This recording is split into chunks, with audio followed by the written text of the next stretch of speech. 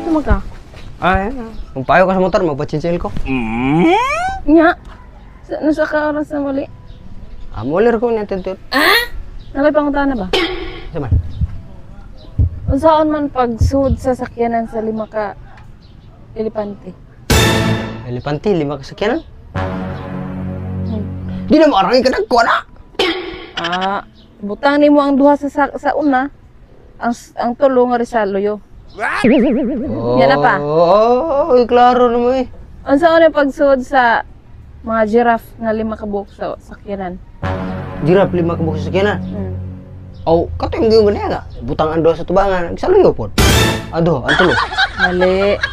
Kuhaon sa ito nimong 5 ka elepante. Butang dayon, ibutang nimo ang duha sa kuan, katubangan o tulo sa likod. Ay, langilangan mo kayo. Sige.